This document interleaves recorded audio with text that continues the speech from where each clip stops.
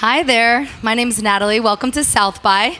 We're really excited to be here. We've been checking out everything that the other brands are doing and having fun, but it's really special to be here at the SDG Lounge because we're talking about sustainable development goals. No, it's the SDGs, see? The Sustainable Development Goals. Oh. Yeah, that's what we're doing. We're changing the world. Welcome. This is John. Hi, I'm John Leonardo. Nice to meet all of you. We're going to get into some deep stuff today. How you doing? I am, my name's Brody. All my friends call me Brody, but I'm also known as the street artist Wordsmith, based out of LA. Amazing. So I'm Natalie. I work with Unilever on brand purpose work, and I just founded a company called Blank Space. And we're here today to talk about actually how creativity has actually charged our paths, our lives, and by combining it with what we really want to do, we are really committed to changing the world. So it's just like a perfect place to have this conversation. Yeah, I mean, when we were asked by Carrie and Lucy over here to put a panel together about how creativity can change, create impact, change things, Brody, Wordsmith, and Natalie are two of the first people that we put together here because they've done some amazing things, and we're going to get into some of that today. So how do you want to start? What do we want to do? How do we get going? Why don't we just take a second to introduce ourselves, okay. Right? Yeah, we're good friends over here, but we won't jump in too quick. We'll become good friends with all of you, too, by the end of this. Yes. No, we're having fun. It's Sunday, and we're excited. So I'm Natalie. I am really working at the intersection of brand, creative, and impact, and thinking about how those three things can come together to push industry and to bring new ideas and people to the mix. For the last 4 years, I've been with Unilever, and before that, Dermalogica, and then in film. I'm really committed to how we're actually going to use storytelling to push the narrative, and excited for you to meet John and Brody. Well, my name is John Leonardo. I am kind of wear every hat kind of guy. Have a number of different entities that we've been able to start and grow. At the end of the day, I believe in a few things. I believe in creating value for other human beings. I believe in creativity is something that separates all of us from each other. The way that you make decisions, the way that you act on things, and that kind of brings out your light. And through that, I've been able to start a few companies, and we've done pretty well in different areas. And tell them a little bit about Treehouse. So Treehouse Agency is an agency that we've done. We've brought everything in-house, so we own every aspect of what we do, from the print shop to the woodworking shop. The only thing that we outsource is renting furniture on for some of the things. Yeah, we don't own all the furniture that we need.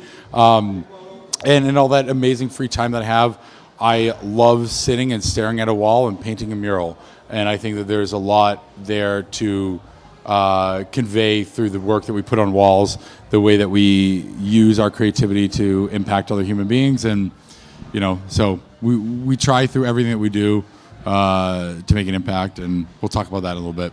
Well, and Wordsmith knows a little bit about putting things on walls. Why don't you tell us a little bit about your story? Hi, I am the LA-based street artist known as Wordsmith, and about 6 years ago, I got this crazy notion to start doing street art. I'm a writer. I've always been a writer. I love writing in a lot of different mediums.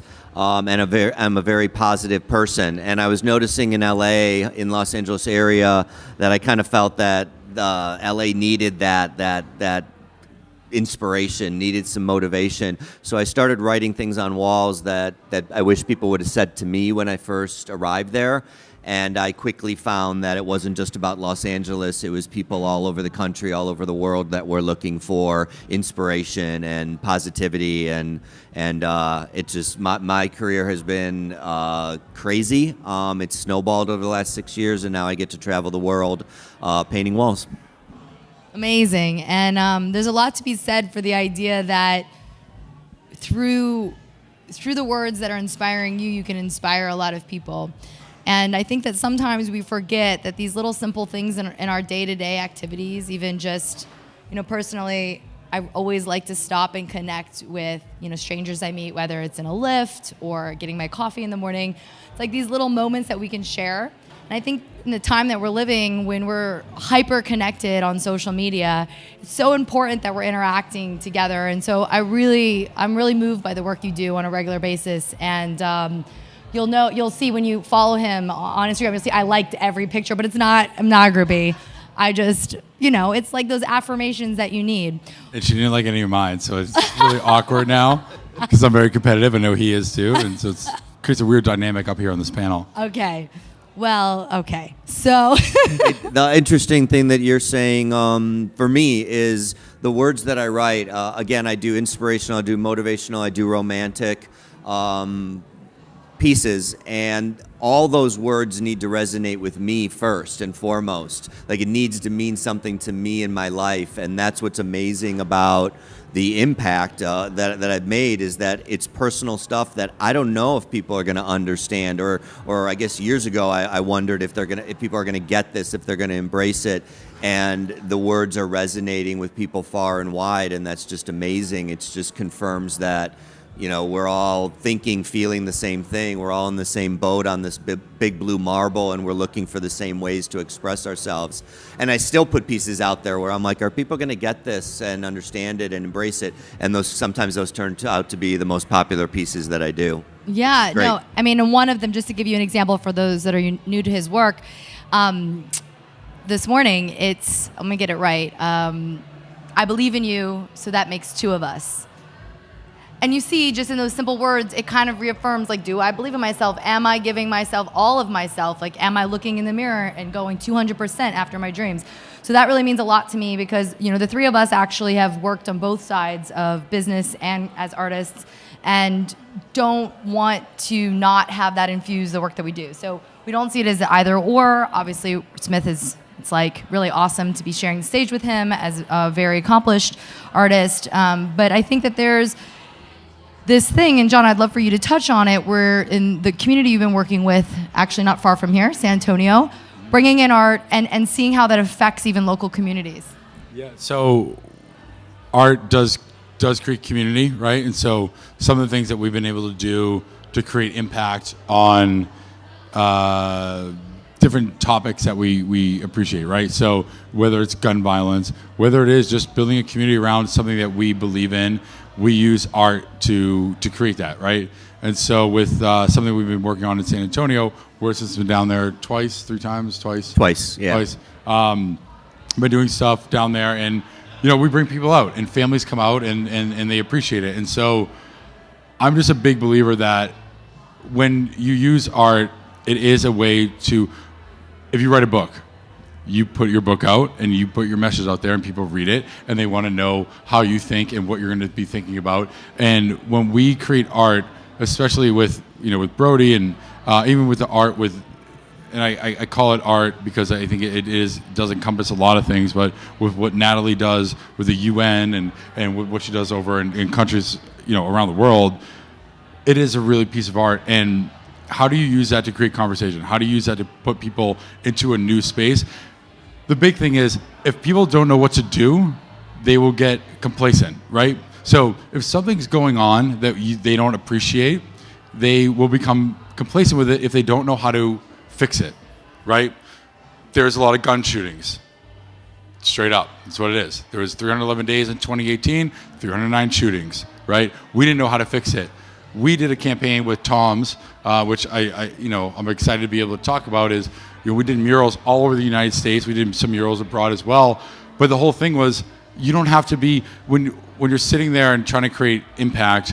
I think a lot of people think, well, I'm not at the UN like Natalie, and having these conversations. What can I do? If you can't do anything, you just become complacent with what's happening right now. And so what we were able to do with all these murals that we put up was just create that conversation around it. And everyone, we just said, go to the website, put in your information, and we're going to send a postcard to your representative.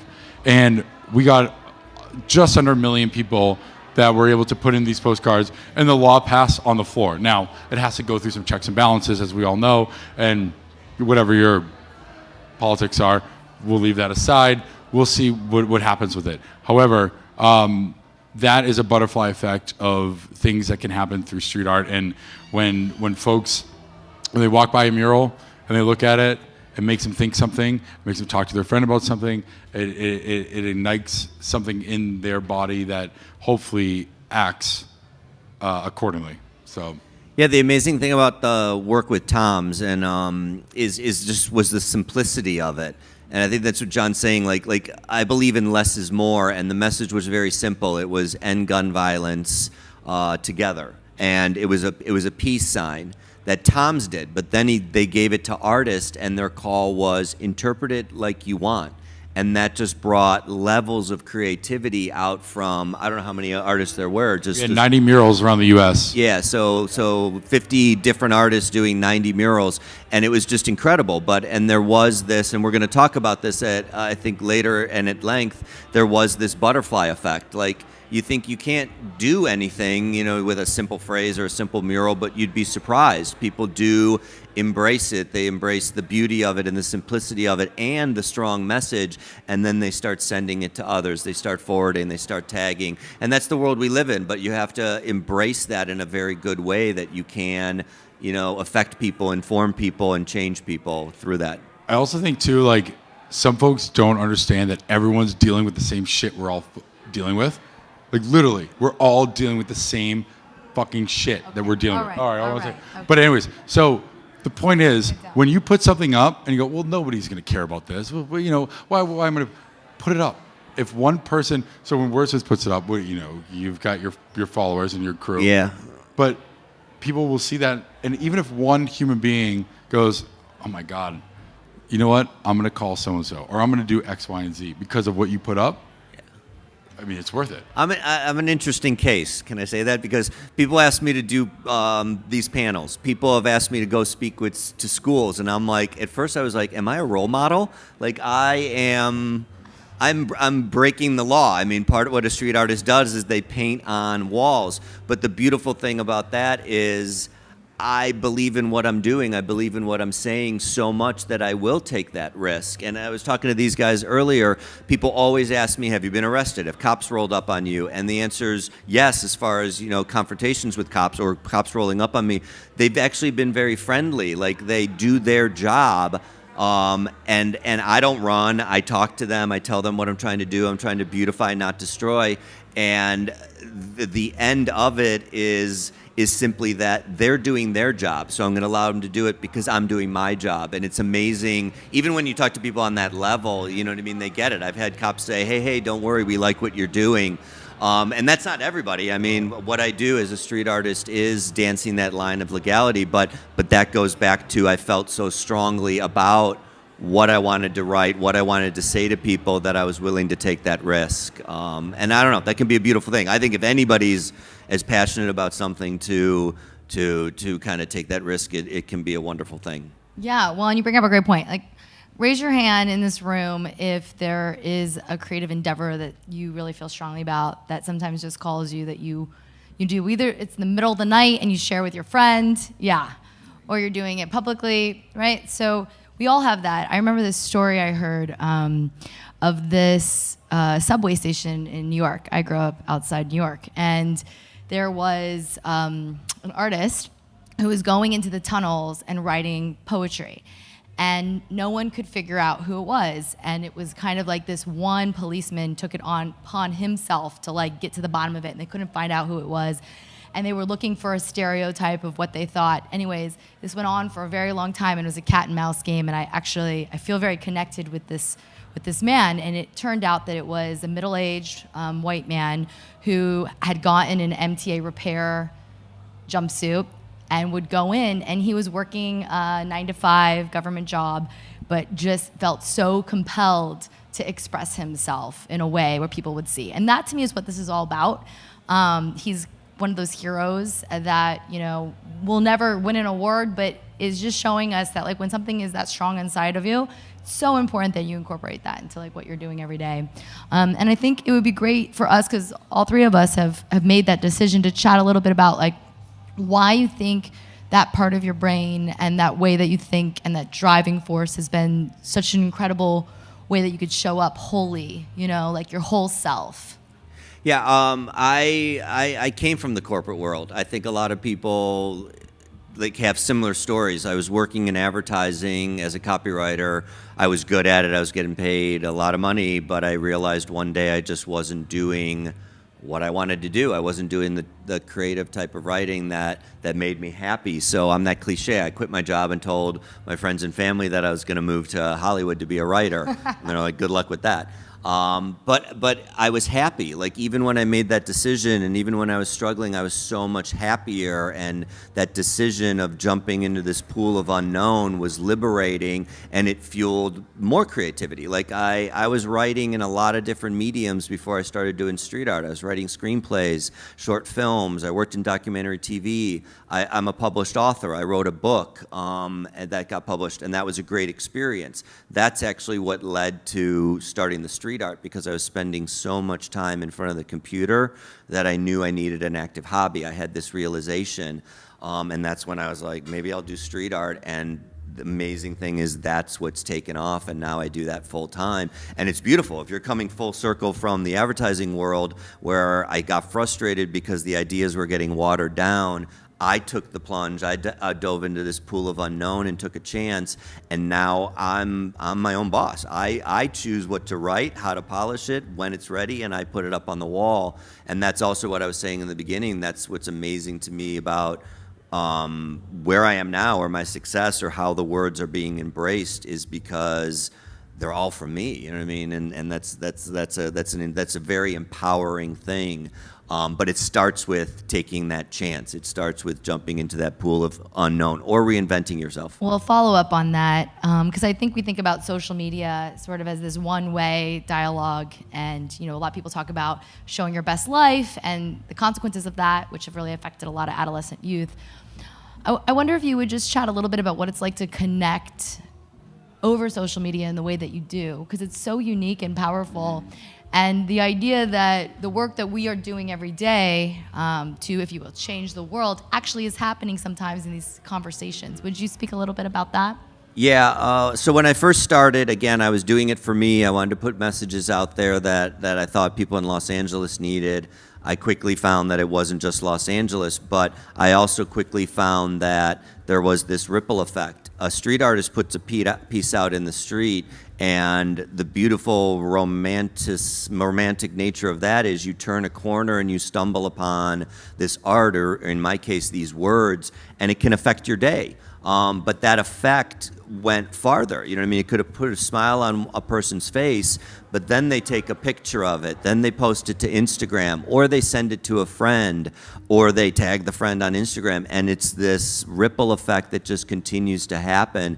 And I know social media is debated. In my circles, some people hate it, and I'm like, how can you hate it? If you're in this to speak to people and affect people in any way, shape, or form, it's just a larger audience. And I also let everything happen organically. Like, there's wrong ways to go about it, obviously. You're not going to buy likes and buy followers. That's just a stupid way to do it. But the organic is amazing. And I'll save that for later. But it's just amazing what happened in my case and can happen in other people's cases, because that daily ripple effect of I post something and it's across the world in no time. And not just because it's on Instagram. I'm saying people send it to people and text it and tag, and it's amazing. No, it's amazing, and it actually really, really connects us globally.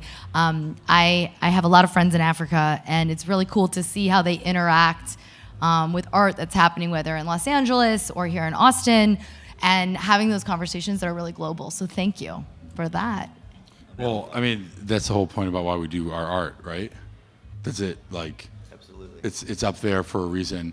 The first mural we ever did was during Standing Rock, and we did. It was in Wynwood, and we did a white buffalo that symbolizes hope and abundance for the indigenous people, and we did a black snake with its head cut off the pipeline, right? So if I have a medium to use that will help shape the way that some folks think about certain things, we're going to use it, right? So I'm not the best painter. I'm not the best street artist. I'm an asshole. We have one of those on our panel.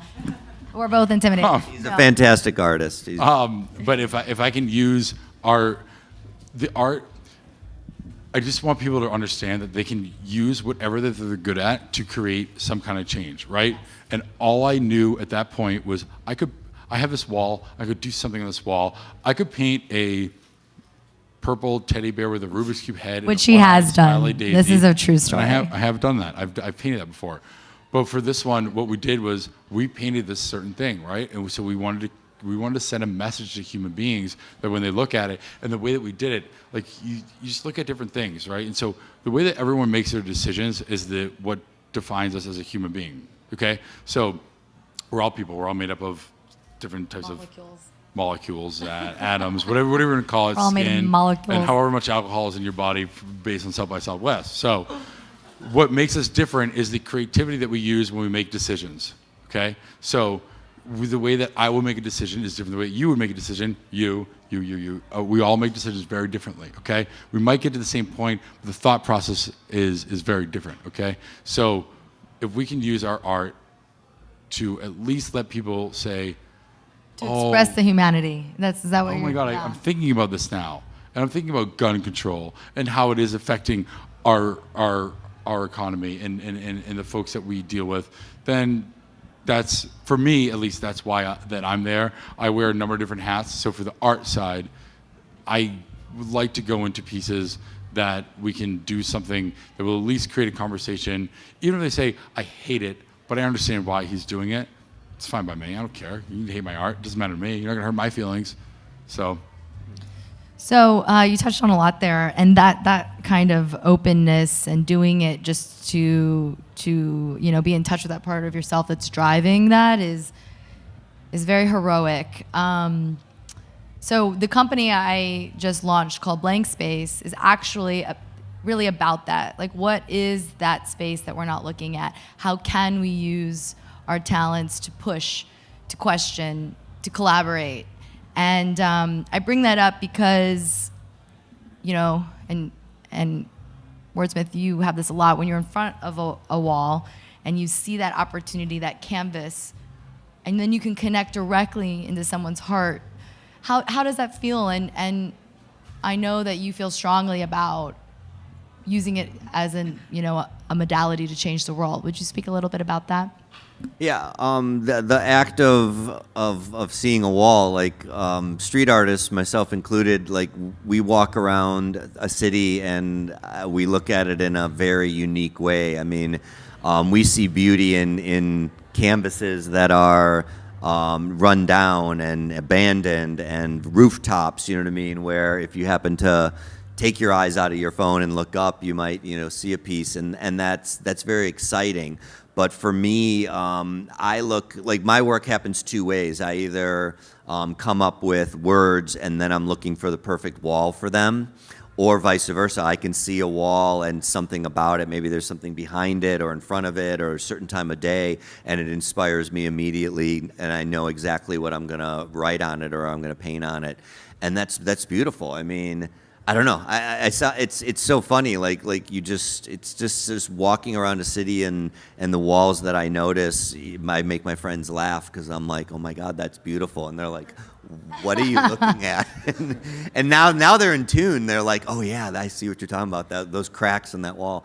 But it's just beautiful, and that's the, I guess the thread line for me, or the beauty in that for me, is you can find inspiration in so many places. Like people look at a lot of different things in a lot of different ways in whatever walk of life they are. And for me, it's dilapidated walls that are just, walls. Yeah. But you bring up such a good point, because I think all of us, no matter if you're completely into your creative endeavor or if it's just something that's a part of your everyday, how can you bring that to your work? How can you show up at your job in marketing, communications? There's a lot of people in the tech world here. Like, how do I show up my whole self, my creative self, and not be afraid of that, and be afraid of pushing maybe the norms? And I think that would be, for me, the biggest takeaway for today's conversation, is that none of us were handed a toolkit on how to do this. We just weren't afraid of making mistakes. We weren't afraid of taking risks. And we also just felt like we would die if we weren't our whole selves. It's like this crippling feeling that you show up and you're just not being yourself. And that, for me, I'm just like the worst at being.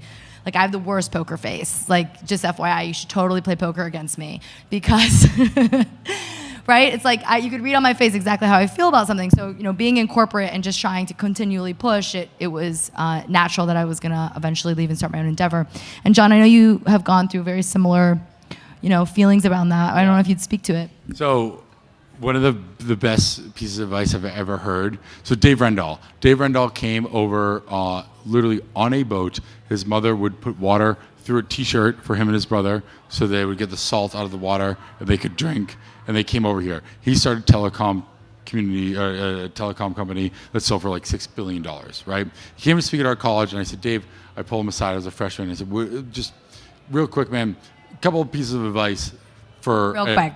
Just real quick billionaire, real quick, what do you got for me? You got anything for me? Just like, something short that I can remember. He's like, go paint murals. No, he did not say that. He said, create value and the money will come, okay?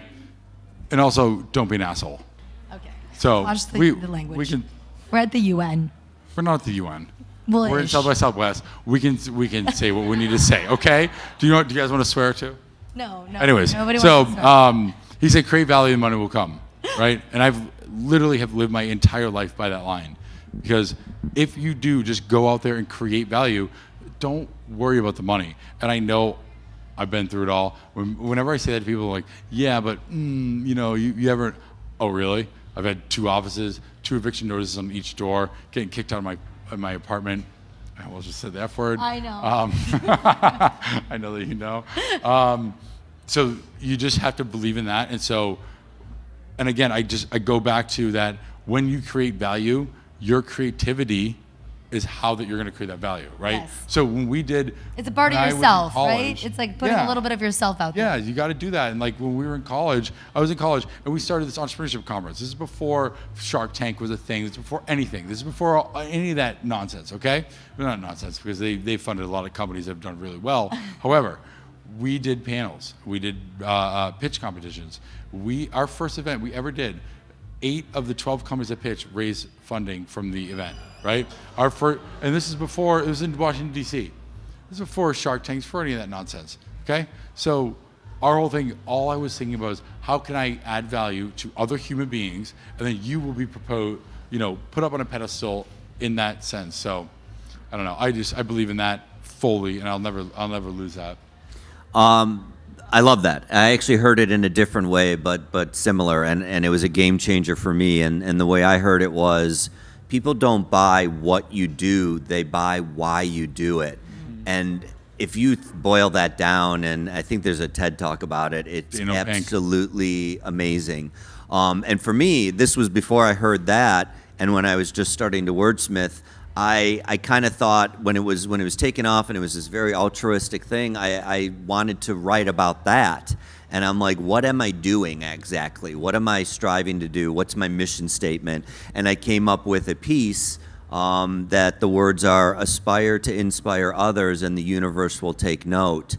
And I wrote it, and I'm like, wow, I really like that. I then had to Google it to see if anybody had written something similar, or just in that fashion. They didn't, and I ran with it, and over the years it's become a mantra. It's become this thing that, for me, it's a mantra, but people have taken it to so many different levels, and I think I've painted it in over 25 cities, and small to 25 feet high in the air, and it's just beautiful. But I think it is like great ideas can come from a lot of different places, inspiration come from a lot of different places, but I think it's why you do it that you'll be amazed if it's very altruistic, how much more creativity comes from it. Which is why I have a problem about holding things back, because I don't think that they're up to par.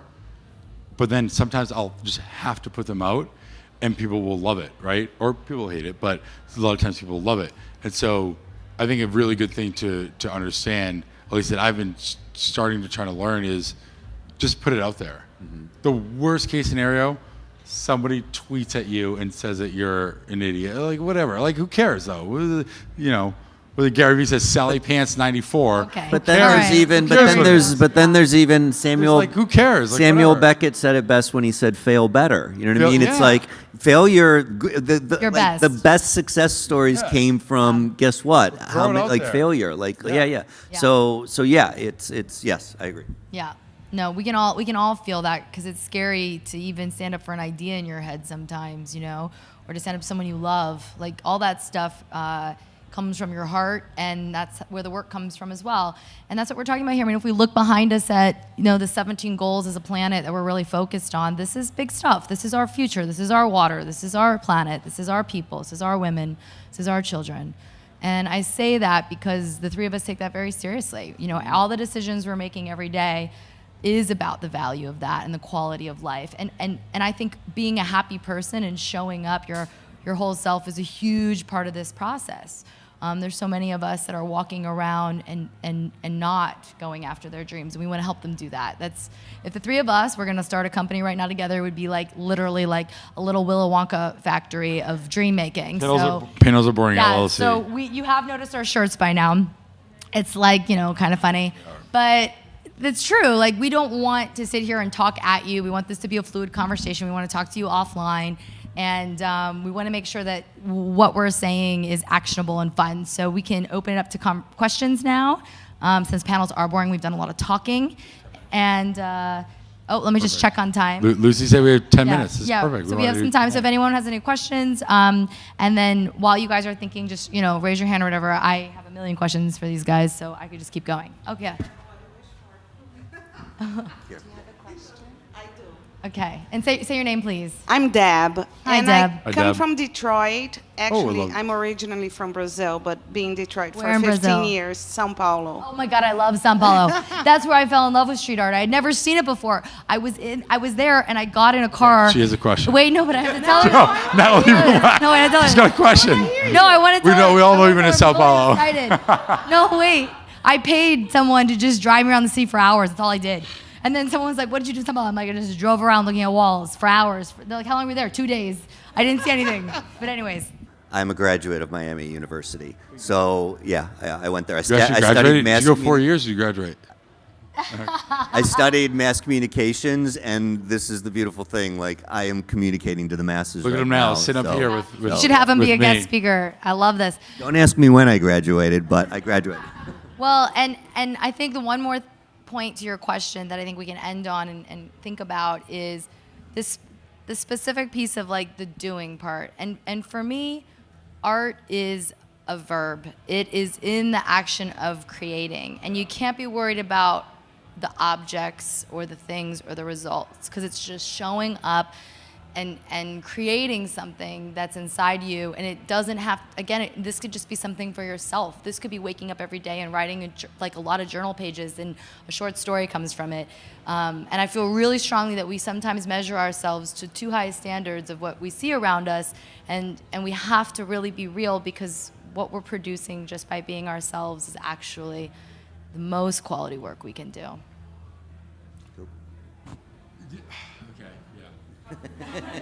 Don't you get a little fired up though?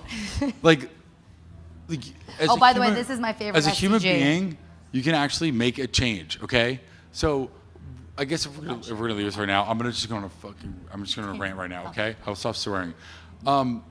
Just do something that will make a change, whether it's to your life or to someone else's, and don't underplay it. Okay. I just get so upset when people, Natalie's sitting here laughing. When we started this Tom's thing, we did this Tom's thing, and we painted a mural with a peace sign. Sure, put a peace sign up. Next thing you know, there's 90 murals of peace signs up, 750,000 people put their postcards in, and now we have a law that was just changed on the floor for stronger background checks, okay? If you don't know what to do, you become complacent. If there's a problem, i.e., gun shootings, and you don't know how to handle it, you become complacent. You go, oh well, it just so happens, okay? It's just something that we have to deal with. There's a way to change things, and even if it's the smallest thing of going online. The reason why I love the Tom's campaign was I told people, you don't have to do anything. Just go on the website, take 30 seconds and fill it out, and then that's what you have to do, okay? So nothing small or large, you can make a change, and I get really Fired up, Thank I'd you say. for Yep. not making me say that word. I just get so amped up. I just think that people actually do have the ability to make a change, no matter how big or small, and you need to go out there and do it. And if it is just posting an Instagram video or whatever it is, just go do it, because somebody will see it and somebody will react to it and somebody will have the butterfly effect. And like what you were saying, you're not going to change the world, but your words. All right, I'm getting this signal, so Anyways. we're gonna Yeah, just yeah. all I'm give done- one I'm done last. now. I just- Brody, do you have one last? No, I was going to say thank you all for coming. Yeah. Yeah, thanks. Thank you guys for coming. Yeah.